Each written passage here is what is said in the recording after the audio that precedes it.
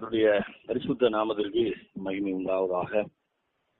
அன்றாட இயேசு கிறிஸ்து நாமத்தினாலே யாவருக்கும் அன்பின் வாழ்த்துக்களை தெரிவித்துக் கொள்கிறேன். கர்த்தருக்கு ஸ்தோத்திரம்.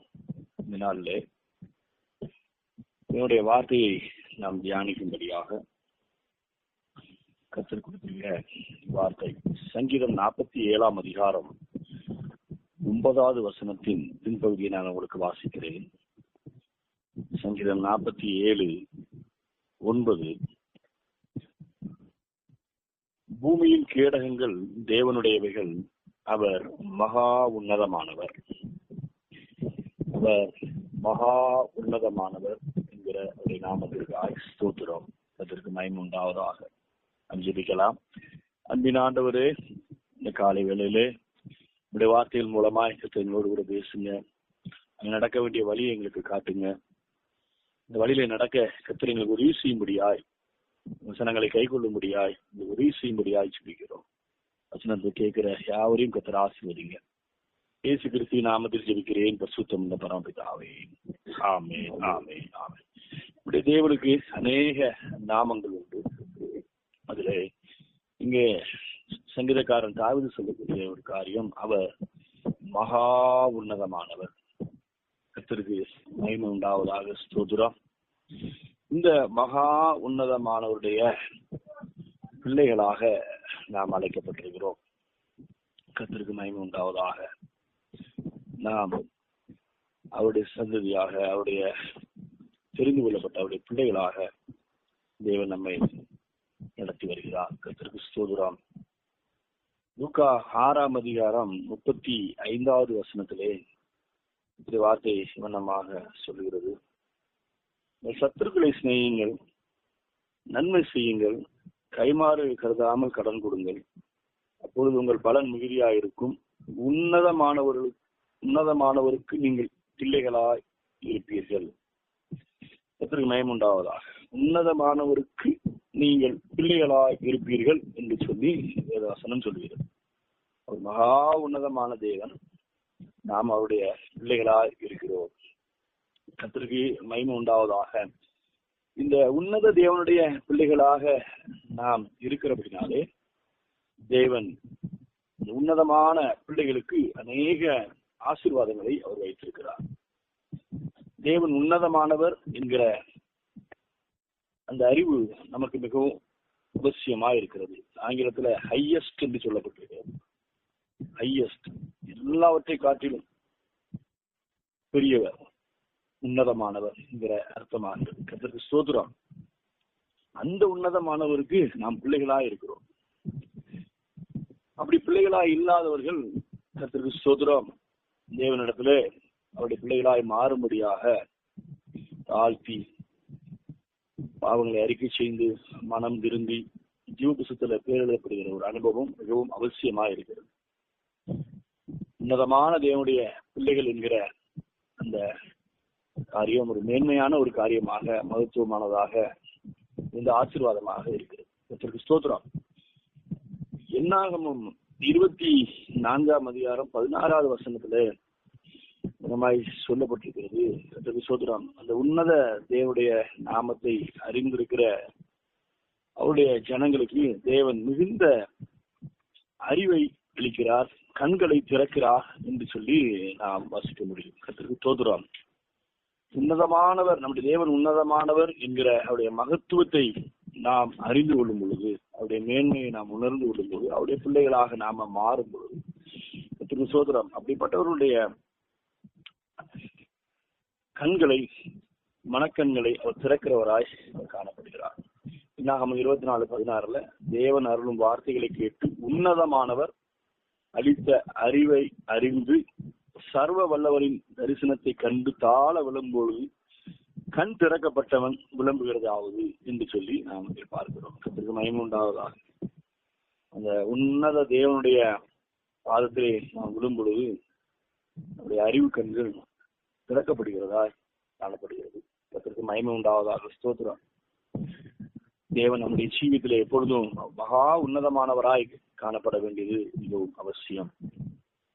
கர்த்தருக்கு ஸ்தோத்திரம். இந்த உன்னத தேவனை தன்னுடைய அதுக்கு பங்காய் கொண்டிருக்கிற ஜனங்கள், உன்னதமான தேவனுடைய பிள்ளையா இருக்கிறவங்க, அவருடைய கைகள்ல சத்துருவை ஒப்பு கொடுக்கிறதாய் நாம் வேதத்திலே நாம் அறிந்து கொள்கிறோம். கர்த்தருக்கு ஸ்தோத்திரம். உன்னதமான தேவனுடைய உன்னதமான பிள்ளைகள் அவருடைய கைகளிலே சத்துருக்களை தேவன் ஒப்பு கொடுக்கிறார். கர்த்தருக்கு ஸ்தோத்திரம். நம்முடைய ஜீவிதத்திலே நமக்கு எதிராக இருக்கிற எல்லா சத்துருக்கள் மேலும் நமக்கு ஒரு ஜெயத்தை தேவன் கொடுக்க வல்லமை உள்ளவராய் இருக்கிறார். ஆதியாகமம் 14:20 உன் சத்துருக்களை உன் கையில் ஒப்பு கொடுத்த உன்னதமான தேவனுக்கு ஸ்தோத்திரம் என்று சொன்னான் என்று சொல்லி நாம் பார்க்கிறோம். ஆபிரகாம் கையில தேவன் சத்துருக்களை ஒப்பு கொடுத்தார். ஸ்தோத்திரம். அதற்கு அவன் உன்னதமான தேவன் என்கிற நாமத்தை அவன் அறிந்திருந்தான். உன்னதமான தேவனுக்கு ஸ்தோத்திரம் என்று சொல்லி பார்க்கிறோம். அதற்கு மகிமை உண்டாவதாக. உன்னதமான தேவனை நாம் ஸ்தோத்தரித்து மகிமைப்படுத்தும் பொழுது இந்த சத்துருக்கள் மேலே கர்த்தர் நமக்கு இந்த ஆசீர்வாதங்களை அவர் தந்தருடைய நல்ல தேவனாய் அவர் இருக்கிறார். கர்த்தருக்கு மகிமை உண்டாவதாக. ஸ்தோத்திரம். அந்த உன்னத தேவனிடத்துல மிகுந்த ஆசீர்வாதங்கள் உண்டு. 14ஆம் அதிகாரம் ஆதியாகமம் 14:19 அவனை ஆசீர்வதித்து வானத்தையும் பூமியும் உண்டாக்கின உன்னதமான தேவனுடைய ஆசீர்வாதம் ஆபிரகாமுக்கு உண்டாவதாக என்று மெல்கிசேதேக்கு சொல்றதை பார்க்கிறோம். சொல்றோம். உன்னதமான தேவனுடைய ஆசீர்வாதம், உன்னதமான தேவனுடைய தரத்துல ஆசீர்வாதம் இருக்கிறது. சொல்றோம். நாம் அவருடைய நாமத்தை அறிந்தவர்களாய், அவரை உயர்த்துகிறவர்களாய் நாம் காணப்பட வேண்டியது மிகவும் அவசியமா இருக்கிறது. இஸ்ரவேல் ஜனங்கள் அவர்கள் செய்த பாவங்கள் எல்லாவற்றிலும் மிகவும் கடினமான ஒரு காரியம், இஸ்ரவேலின் தேவனாகிய கர்த்தரை மட்டுப்படுத்தினார்கள் என்று சொல்லி நாம் வாசிக்க முடியும். அவர்கள் தேவனை மட்டுப்படுத்தினார்கள். அதனாலதான் அது பெரிய பாவமாய் காணப்படுகிறது. நம்முடைய தேவன் மகா உன்னதமானவர் என்கிற ஒரு அறிவு நமக்கு மிகவும் அவசியம். அந்த அறிவுக்குள்ளே மிகுந்த ஆசீர்வாதம் இருக்கிறது. கர்த்தருக்கு மகிமை உண்டாவதாக. ஸ்தோத்திரம். உன்னதமான தேவனுடைய பிள்ளைகளாய் இருக்கிறவங்க தேவன் அவர்களுக்கு தயவை கொடுக்கிறார். அசைக்கப்படாது இருப்பார்கள் என்று சொல்லி நாம் அறிந்து கொள்கிறோம். கர்த்தருக்கு ஸ்தோத்திரம். சங்கீதத்தின் புஸ்தகம் 21ஆம் அதிகாரம் 7 உன்னதமானவருடைய தயவினால் அசைக்கப்படாது இருப்பார் என்று சொல்லி அந்த வார்த்தையை வாசிக்கிறோம். கர்த்தருக்கு மகிமை உண்டாவதாக. உன்னதமான தேவனிடத்துல தயவு இருக்கிறது. கர்த்தருக்கு ஸ்தோத்திரம். உன்னதமான தேவனுடைய பிள்ளைகளுக்கு தயவு இருக்கிறது. அவங்க அசைக்கப்படுவதில்லை. கர்த்தருக்கு ஸ்தோத்திரம். இந்த சூழ்நிலையிலும் அவங்க அசைக்கப்படுவதில்லை. சூழ்நிலைகள் எப்படி இருந்தாலும், பிரச்சனைகள் எப்படி இருந்தாலும், ஒரு அசைக்கப்படாது இருக்கிற ஒரு ஜீவியம், உறுதியாய் திடனாய் இருக்கிற ஒரு ஜீவியத்தை உன்னதமான தேவனுடைய பிள்ளைகளுக்கு கர்த்தர் தந்தருளுகிறார். இதனுடைய பரிசுத்த நாமத்திற்கு மகிமை உண்டாவதாக. அது மாத்திரமல்ல, இந்த உன்னதமான தேவனுடைய பிள்ளைகளுக்காக தேவன் யாவற்றையும் செய்து முடிக்கிறவராய் இருக்கிறார். கர்த்தருக்கு ஸ்தோத்திரம். உன்னத தேவன் நமக்காக யாவற்றையும் செய்து முடிக்கிற நல்ல தேவனாகவும் இருக்கிறார். சங்கீதம் 57:2 வாசிக்க முடியும். எனக்காக யாவற்றையும் செய்து முடிக்க போகிற தேவனாகிய உன்னதமான தேவனை நோக்கி கூப்பிடுவேன் என்று சங்கீதக்காரர் தாவீது சொல்வதை பார்க்கிறோம். எனக்காக யாவற்றையும் செய்து முடிக்க போகிற தேவனாகிய உன்னதமான தேவன். கர்த்தருக்கு ஸ்தோத்திரம். உன்னதமான தேவன் அவருடைய பிள்ளைகளுக்காக யாவற்றையும் அவர் செய்து முடிக்கிற நல்ல தேவனாய் அவர் இருக்கிறார். கர்த்தருக்கு மகிமை உண்டாவதாக. கர்த்தருக்கு ஸ்தோத்திரம். இந்த உன்னதமான தேவனுடைய நாமத்தை கண்டு பொல்லாத பிசாசுகளும் அது நடுங்குகிறதா இருக்கிறது. கர்த்தருக்கு ஸ்தோத்திரம். பொல்லாத எல்லா வல்லமைகளும் உன்னதமான தேவனுக்கு முன்பாக அது வேதனைப்படுகிறதா இருக்கிறது என்று சொல்லி நாம் பார்க்கிறோம். உன்னதமான தேவனுடைய நாமம், அவர் மகா உன்னதர் என்கிற அந்த அறிவு பிசாசுகளை வேதனைப்படுத்துகிறதாய் காணப்படுகிறது. கர்த்தருக்கு மகிமை உண்டாவதாக. கர்த்தருக்கு ஸ்தோத்திரம். மார்க் 5:7 நாம் வாசிக்க முடியும். உன்னதமான தேவனுடைய குமாரனே, எனக்கும் உமக்கும் என்ன, என்னை வேதனைப்படுத்தாதபடிக்கு சோதரம் தேவன் பேரில் உமக்கு ஆணை என்று பிசாசு சொல்லுகிறதே நாம் பார்க்கிறோம். கர்த்தருக்கு ஸ்தோத்திரம். உன்னதமான தேவனுடைய குமாரனே என்று சொல்லி எனக்கும் உனக்கும் என்ன. அப்போ உன்னதமான தேவனுடைய குமாரன் என்கிற அந்த நாமம் பிசாசையும் கூட வேதனைப்படுத்துகிறதாக அது காணப்படுகிறது. கர்த்தருக்கு ஸ்தோத்திரம். ஸ்தோத்திரம். உன்னதமான தேவனுடைய பிள்ளைகள் எப்பொழுதுமே பிசாசு சாத்தானுடைய கிரியைகளுக்கு நாம் ஜெயம் எடுக்கிறவர்களா இருக்கிறோம். நம்முடைய அந்த காரியங்கள் இந்த ஆவிக்குரிய ஜீவத்தின் மூலமாக பிசாசு வேதனைப்படுகிறவனாய் அவன் காணப்படுகிறான். கர்த்தருக்கு மகிமை உண்டாவதாக ஸ்தோத்திரம். உன்னதமான பிள்ளைகளுக்கு தேவன் விசேஷித்த அபிஷேகத்தை கொடுத்திருக்கிறார். அவன் ஸ்தோத்திரம் வழி நடத்தி வருகிறார். கர்த்தருக்கு மகிமை உண்டாகட்டும். ஸ்தோத்திரம்.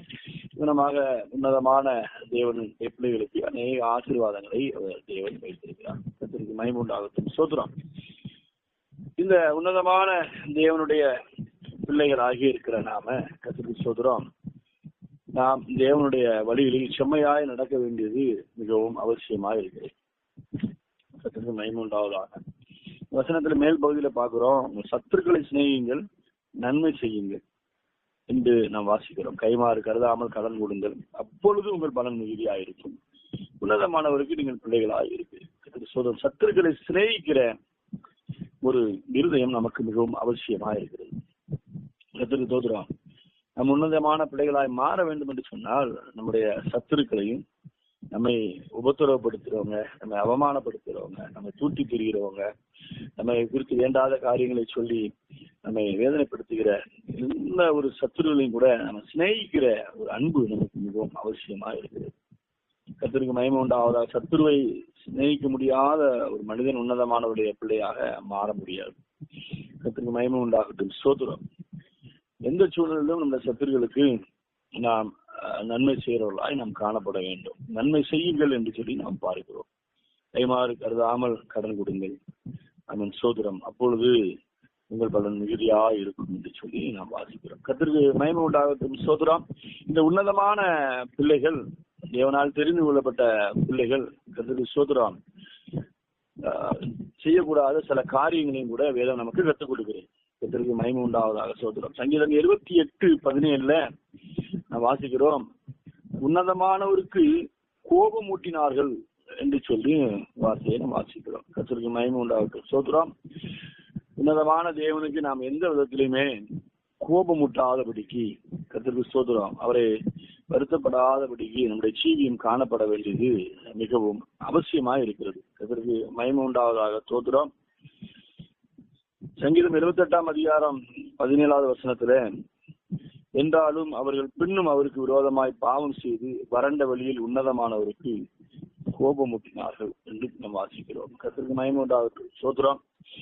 நம்முடைய ஜீவிதத்துல கோபமூட்டுகிற, உன்னதமான தேவனுக்கு கோபமூட்டுகிற காரியங்களை நாம் செய்யாமல் நம்மை நாம் காத்துக்கொள்ள வேண்டியது மிகவும் அவசியம். தேவனுக்கு பிரியமான காரியங்களை நாம் செய்யும்படியாய் வாஞ்சிக்கணும். தேவனிடத்துல உதவி கேட்கணும்.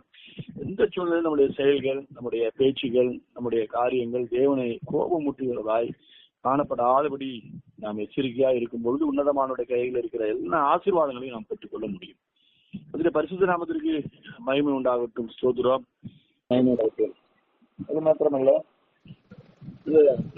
காரியங்கள்ல பார்க்கும் பொழுது ஸ்தோத்திரம், உன்னதமானவரின் ஆலோசனையை அசட்டை பண்ணினார்கள் என்று சொல்லி வேதத்திலே வசனத்தை வாசிக்கிறோம். சங்கீதம் 107:10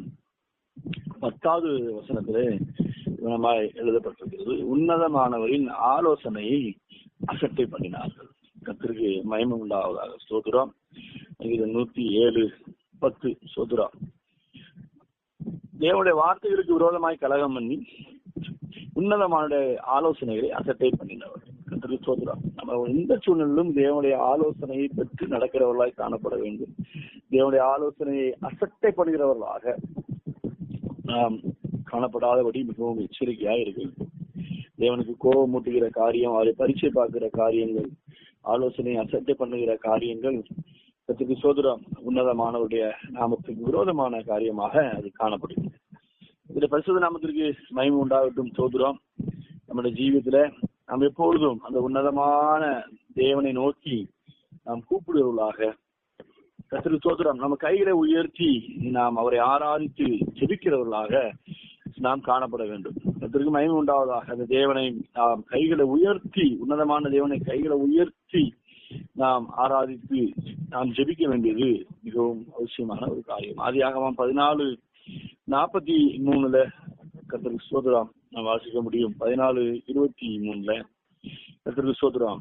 ஆதியாகமம் 14:23 வானத்தையும் பூமியும் உடையவராகிய உன்னதமான தேவனாகிய கர்த்தருக்கு நேராக என் கைகளை உயர்த்துகிறேன் என்று ஆபிரகாம் சொல்கிறேன் பார்க்கிறோம். வானத்தையும் பூமியும் உடையவராகிய உன்னதமான தேவன் கர்த்தருக்கு நேராக என் கையை உயர்த்துகிறேன். நம்ம கையை உயர்த்தி கர்த்தரை ஆராதித்து தோத்தரித்து அதை மகிமைப்படுத்தி ஜெபிக்க வேண்டியது மிக மிக அவசியமா இருக்கிறது. கர்த்தருக்கு மகிமை உண்டாவதாக. தோத்திரம் உன்னதமான தேவனுடைய கரங்கள்ல அநேக ஆசீர்வாதங்கள் இருக்கிறது. இந்த சூழலிலும் அவரை நாம் கோபப்படுத்தாதபடி, பரீட்சை பார்க்காதபடிக்கு, அவருடைய ஆலோசனை அசட்டை பண்ணாதபடிக்கு நாம் ஜீவிக்கும் பொழுது நிச்சயமாகவே தேவன் அவர் கரங்கள் இருக்கிற மிக திரளான அவருடைய நன்மைகளை நமக்கு தந்தருள்வார். இந்த உன்னதமான தேவனுடைய நாமம் எப்போதும் நம்முடைய இருதயத்தில் எழுதப்பட்டிருக்க வேண்டியது மிகவும் அவசியமா இருக்கிறது. அவர் மகா உன்னதமானவர் என்று சொல்லி நாம் அறிந்திருக்கிறோம். அவருடைய அந்த மகா உன்னதமானுடைய பிள்ளைகளாக தேவன் நம்மை தெரிந்து கொண்டிருக்கிறார். கர்த்தருக்கு ஸ்தோத்திரம். இந்த தெரிந்து கொள்வதன் மூலமான உள்ள ஆசீர்வாதங்களை கர்த்தர் ஒவ்வொருவருக்கும் அவர் தந்துருவார். நாம் ஜெபிக்கலாம். அன்பின் ஆண்டவரே, இந்த நாளுக்காய் நாங்கள் நமக்கு நன்றி செலுத்துகிறோம். மகா உன்னதமான தேவன், எங்கள் மத்தியில் இருக்கிற தயவுக்காய் உமக்கு ஸ்தோத்திரம். உங்களுடைய பிள்ளைகளாக நீர் எங்களை தெரிந்து கொண்ட உங்களுடைய மகா தயவுக்காய் உமக்கு நன்றி செலுத்துகிறோம். உங்களுடைய ஈவுக்காய் நன்றி. தொடர்ந்து ஆண்டவரே உன்னதமான தேவனுடைய பாதையில் நாங்கள் நடக்கவும், எல்லா சூழ்நிலும் உமக்கு பிரியமாய் நடக்கவும், ஆண்டவரே கைகளை உயர்த்தி உண்மை துதித்து ஆராதித்து உண்மை மகிமைப்படுத்தவும், சத்தியத்தின் பாதையில் நடக்கவும் எங்களுக்கு உதவி செய்யும்படியாக நாங்கள் ஜெபிக்கிறோம்.